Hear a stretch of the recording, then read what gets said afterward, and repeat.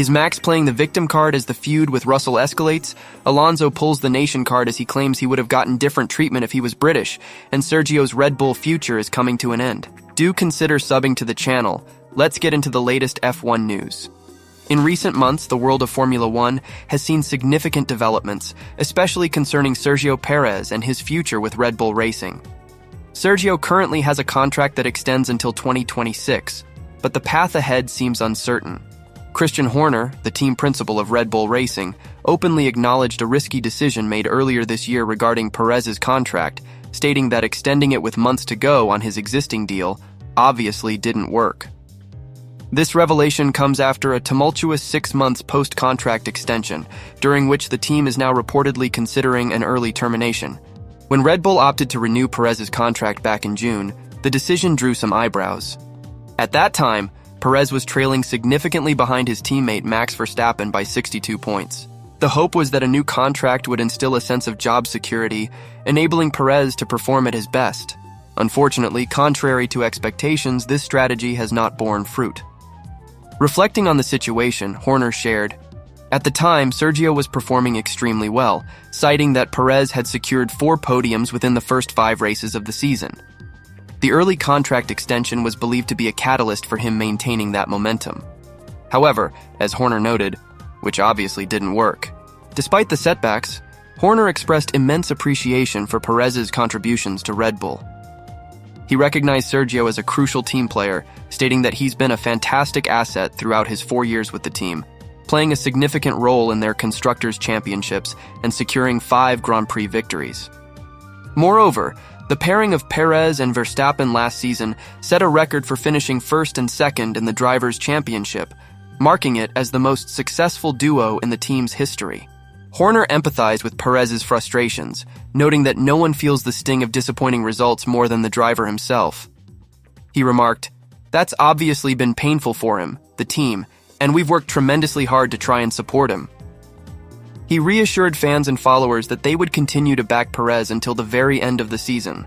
However, as the final race of the year approaches in Abu Dhabi, uncertainties linger about Perez's future post-race.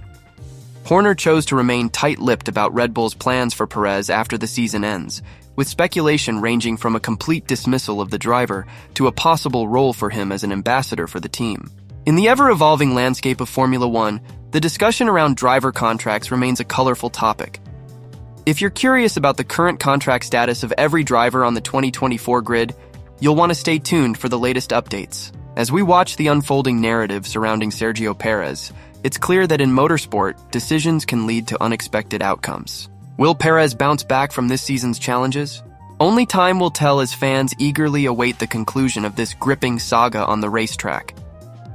Sergio Perez's future in Formula One is shaping up to be a hot topic as Red Bull's leadership faces critical decisions. Team principal Christian Horner has reaffirmed that Perez remains under contract, despite a turbulent season that hasn't gone as planned. Horner acknowledged the struggles Perez has faced, especially since Monaco, highlighting the importance of Perez's contributions to the team, including key victories in the last couple of years. Horner respects Perez's achievements and plans to hold discussions post-season to clarify the driver lineup. He emphasized the wealth of talent within their ranks, mentioning the promising drivers available, including Isaac Hajar, who recently showcased his skills in free practice sessions.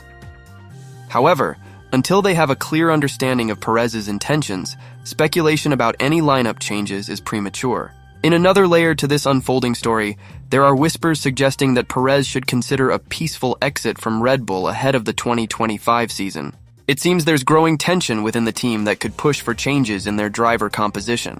While Perez grapples with his position, he is also candid about Red Bull's approach to the Constructors' Championship, indicating that the onus isn't solely on him for their current standing. As the team gears up for the final race of the season, tensions are palpable. Meanwhile, Mercedes appears poised to reignite their competitive fervor, eager to transition back into a fierce rivalry with Red Bull, reminiscent of the 2021 season battles. The media buzz surrounding this potential clash only adds to the excitement and unpredictability of the upcoming Grand Prix. With the season nearing its conclusion, fans and analysts alike remain glued to the developments regarding Perez's future. The outcome could not only redefine his career path, but could also have lasting implications for the team dynamics at Red Bull. As we await the final decision, one thing is certain. The world of F1 is anything but predictable. Stay tuned as this thrilling narrative unfolds. In a recent twist in the world of Formula One, Fernando Alonso has reignited discussions about potential nationality bias among drivers. His claims come in the backdrop of a heated exchange between George Russell and Max Verstappen, which erupted during the Qatar Grand Prix qualifying rounds. The tension began after an incident involving Verstappen, who had his pole position revoked due to a one-place grid drop after Russell encountered the slow-moving Red Bull driver.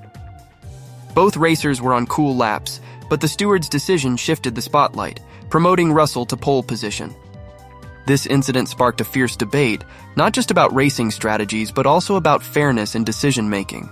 Alonso, a seasoned veteran in the sport, has spoken up about these recent events. He suggested that had he been in Russell's position, the outcome might have been quite different due to his nationality. This isn't the first time Alonso has raised concerns about how nationality influences steward decisions. He previously voiced similar sentiments after receiving a penalty at the Australian Grand Prix, where he was deemed at fault for a crash despite not making contact with Russell. In a candid conversation with reporters, Alonso expressed his disappointment regarding the inconsistencies in how penalties are applied, depending on a driver's nationality.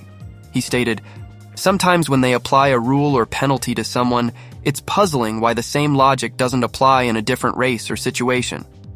I can't help but wonder if I would have received the same benefit as George did in Qatar."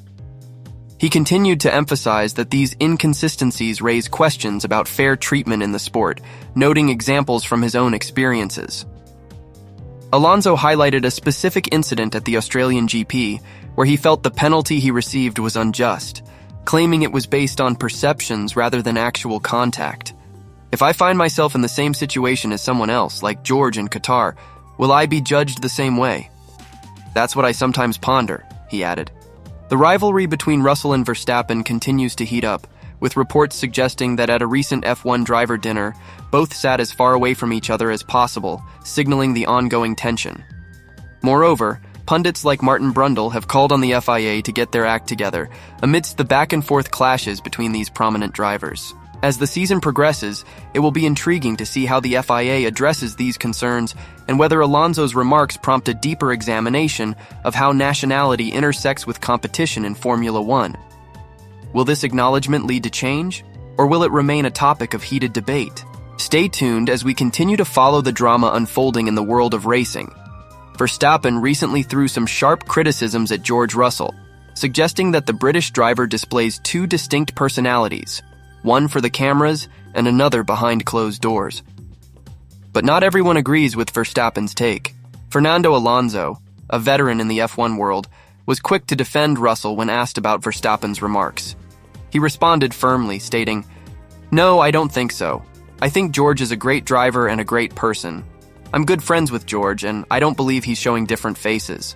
Alonso narrowed in on the possible reasons for Verstappen's frustration, emphasizing an issue he's voiced multiple times. He pointed out that some penalties in F1 often seem inconsistent. For instance, he explained, if you have an incident in one race and then replicate it in the next race but receive a different penalty, that can be frustrating. This inconsistency raises questions about fairness and integrity within the sport. In another light-hearted moment, Russell became the target of a cheeky prank during the end-of-season driver dinner. Unsurprisingly, his fellow drivers managed to save him a remarkably special seat, showing that camaraderie still exists among competitors, even amid tensions. Switching gears, Martin Brundle weighed in on the Verstappen-Russell spat, suggesting that Verstappen has seamlessly navigated his strategy this season, while also hinting that he might be playing the victim in the situation. And speaking of tensions, Alonso wasn't shy about expressing his discontent regarding Aston Martin, labeling it the worst car ever during a recent rant over the radio. Such bold statements exemplify the pressures drivers face in a highly competitive environment. Brundle also made headlines by demanding that the FIA take a more significant role in sorting out the ongoing issues between drivers, urging, the FIA should be getting involved in this if they weren't busy trying to sort themselves out. As the season wraps up, the narratives of tension, strategy, and friendship continue to unfold, keeping fans on the edge of their seats. What will the next race season reveal in this ever-evolving story of F1? Keep following for the latest updates. Max Verstappen has been making headlines lately, especially with his recent spat with George Russell. Martin Brundle, a former F1 driver turned pundit, has weighed in on this heated rivalry, describing Verstappen's unique approach to the situation as playing the victim. Let's dive into what this strategy entails and how it has been playing out in the high-pressure world of Formula One. Tensions ran high as we approached the Abu Dhabi Grand Prix, thanks to an escalating feud between Verstappen and Russell. The chaos began after a controversial qualifying incident where Russell accused Verstappen of slowing him down during their critical Q3 preparation laps. This resulted in Verstappen receiving a one-place grid drop, dropping him to second and allowing Russell to take the pole position. Verstappen didn't just shrug off the incident, he accused Russell of lying to the stewards, further igniting the flames of their conflict. The verbal clashes didn't stop there.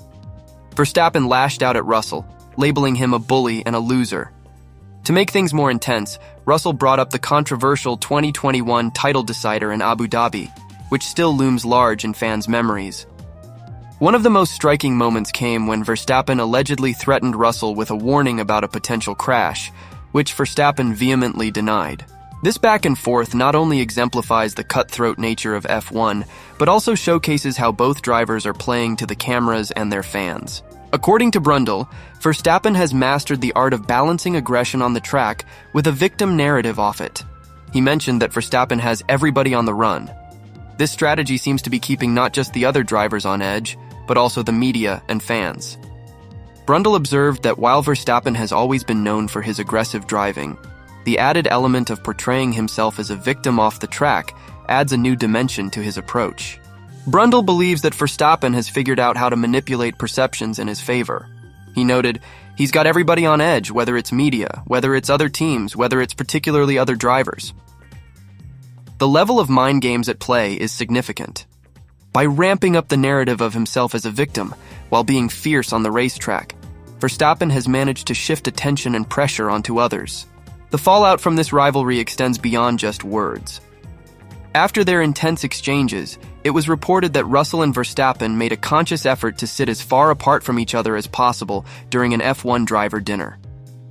The dynamics between these two competitors are charged, setting the stage for thrilling races and captivating media coverage.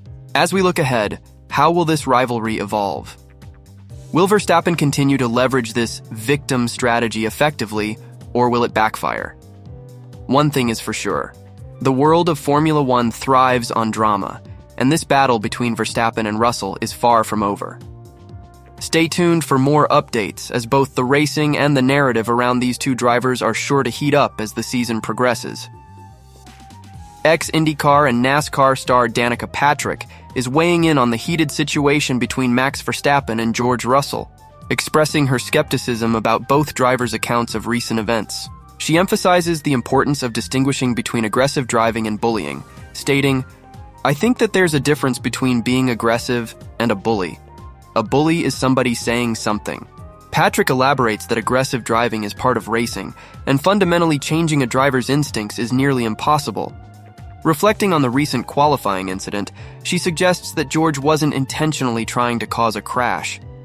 Instead, he was simply focused on executing his best lap. "I would imagine," she says, "because he's trying to execute the best lap." That was an incident. I think that really ultimately was Max's fault for being online. However, she acknowledges that communication among the teams could have played a role in preventing the incident, indicating that the precise details of the situation are still unclear. "So, the truth is somewhere out there," Patrick adds, highlighting the chaotic nature of racing events. She firmly concludes that calling accusations of bullying over such incidents is unwarranted, stating, "If there are accusations being made in a bullying sense, it just is not necessary." In lighter moments, the F1 community shares its camaraderie too.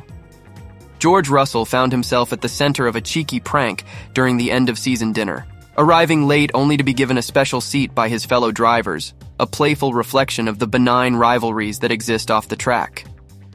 On another note, Fernando Alonso stirred conversation about bias within the sport, hinting at the differing reactions drivers might face based on their nationality, especially in light of the Verstappen and Russell feud.